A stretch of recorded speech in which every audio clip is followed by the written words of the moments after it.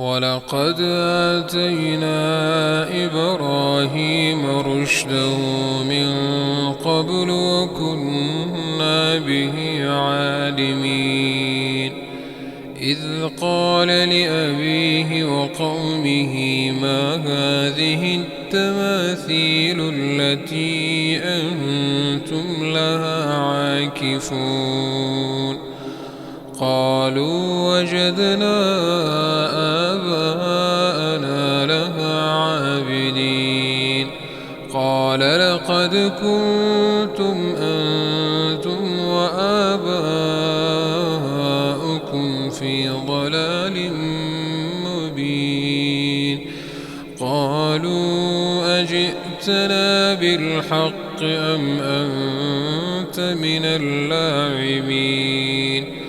قال بل ربكم رب السماوات والأرض الذي فطرهن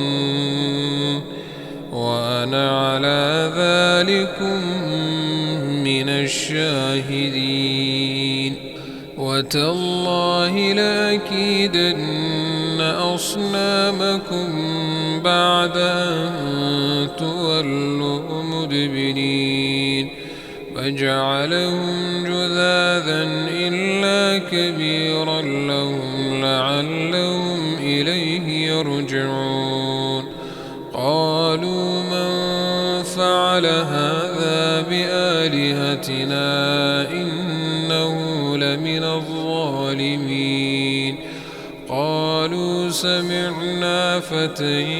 يذكرهم يقال له إبراهيم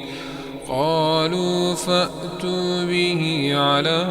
أعين الناس لعلهم يشهدون قالوا أأنت فعلت هذا بآلهتنا يا إبراهيم قال بل فعله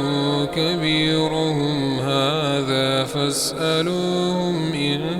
كانوا ينطقون فرجعوا إلى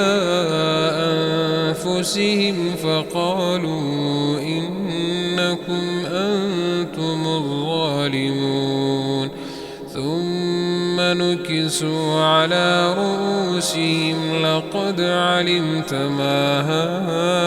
هؤلاء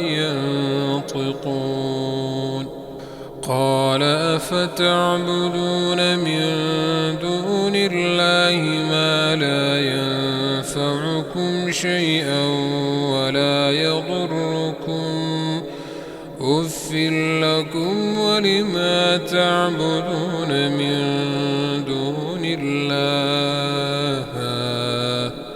أفلا تعقلون قالوا حرقوه وانصروا آلهتكم إن كنتم فاعلين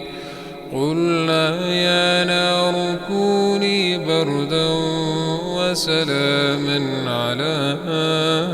إبراهيم وأرادوا به كيدا فجعلناهم الأخسرين